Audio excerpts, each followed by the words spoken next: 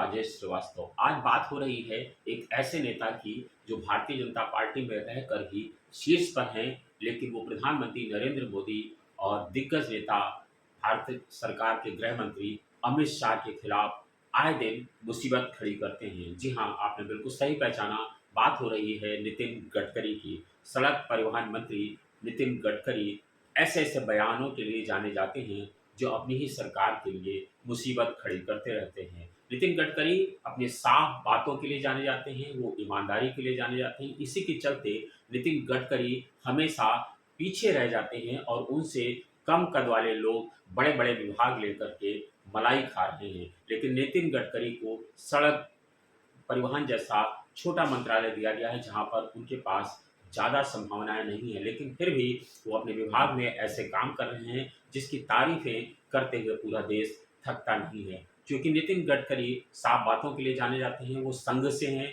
इसीलिए कोई लाग लपेट के बिना बातें करते हैं। लेकिन भारतीय जनता पार्टी के दिग्गज नेता अमित शाह और प्रधानमंत्री नरेंद्र मोदी दोनों के लिए उनके बयानों से अक्सर मुश्किलें होती हैं। बयानों के से आजिज आकर के भारतीय जनता पार्टी ने उनको फिलहाल पिछली बार आपने देखा था केंद्रीय चुनाव समिति से बाहर कर दिया और संसदीय बोर्ड से भी बाहर कर दिया। दोनों जगहों से उन्हें बाहर कर दिया गया है, उस बाहर का रास्ता दिखाया गया है।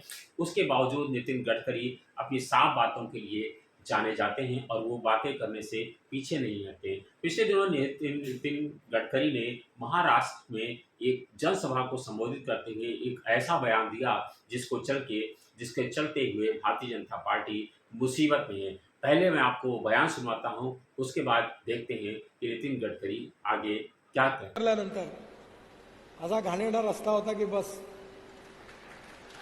इकडे तिकडे लोक पाहत होते. मला वाटलं का लोक माझ्याकडे पाहून झाले, ते माझ्याकडे पाहत नव्हते, ते गड्ड्यात पाय पडते का बाहेर पडते म्हणून मागे पुढे पाहत. मला पाटणे म्हणाले नगर परिषदेमध्ये पैसेच नाही, थोडं वीज खरेदी करायला पैसे आहे का पाहून घ्या. मी एकदा कॉन्ट्रॅक्टरला सांगितलं सगळ्यांना की रस्त्याला क्रॅक गेला आणि खराब झाला तर तुला बुलडोझरच्या गाली टाकेन म्हणून. बडवेगिरी केली नाही. मी 50 लाख कोटी रुपयाची कामं दिली आहे, पण एकही कॉन्ट्रॅक्टरला कॉन्ट्रॅक्ट मिळवण्याकरता माझ्या घरी यायची गरज पडली नाही. नितिन गडकरी ने जो भाषण दिया है उसका सीधे सीधे हमला माना जा रहा है कि वो प्रधानमंत्री नरेंद्र मोदी पर कटाक्ष कर रहे हैं और अमित शाह पर कटाक्ष कर रहे हैं। प्रधानमंत्री अक्सर कहते थे पहले चुनावी जनसभाओं में कि ना खाऊंगा न खाने दूंगा न, और इसके पहले उन्होंने तमाम सारे भाषणों में ये कहा कि वो काम पर जोर देते हैं, जबकि भारतीय जनता पार्टी इन दिनों ना काम पर जोर दे रही है ना ही खाने खिलाने पर। पिछले दिनों आपको याद होगा सीएजी की रिपोर्ट आई थी। सीएजी रिपोर्ट में भ्रष्टाचार को लेकर के तमाम आरोप लगाए गए थे। विपक्ष आए दिन सरकार को घेरता है अडानी को लेकर के कि तेल से लेकर सेल जहाज आकाश पाताल धरती सब जगह पर अडानी को मौका दे दिया है मोदी सरकार ने।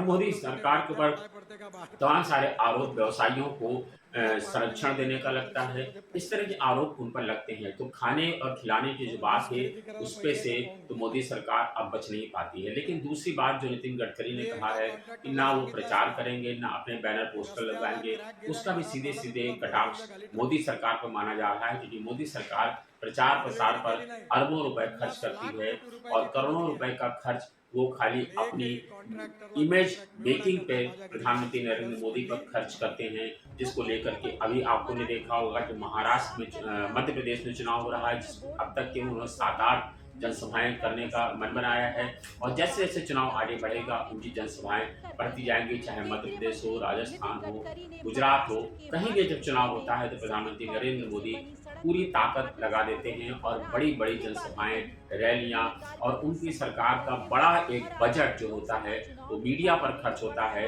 सोशल मीडिया पर खर्च होता है और उनके चुनाव प्रचार प्रसार और इमेज मेकिंग पर खर्च करता है। ऐसे में नितिन गडकरी का ये कहना कि वो बिना बैनर पोस्टर के चुनाव प्रचार कराएंगे, किसी को मटन चिकन नहीं खिलाएंगे, किसी को ड्रिंक नहीं कराएंगे, किसी को चाय पानी तक नहीं पिलाएंगे, जिसको वोट देना है दे, जिसको वोट देना है ना, जिसको वोट नहीं देना है वो ना दे। उन्होंने यह भी कहा कि अगर आप वोट देंगे तो भी और आप वोट नहीं देंगे तो भी मैं आपकी सेवा करूंगा।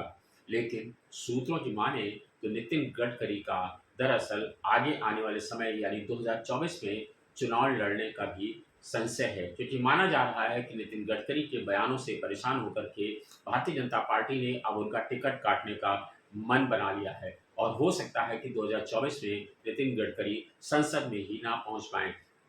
पहले ही भारतीय जनता पार्टी ने उनके टिकट उनके उनको उनसे किनारा करने की बहुत कोशिश की। 2 जगह से उन्हें हटाया गया, केंद्रीय चुनाव समिति में, संसदीय बोर्ड में, दोनों जगह से उन्हें हटाया दिया गया।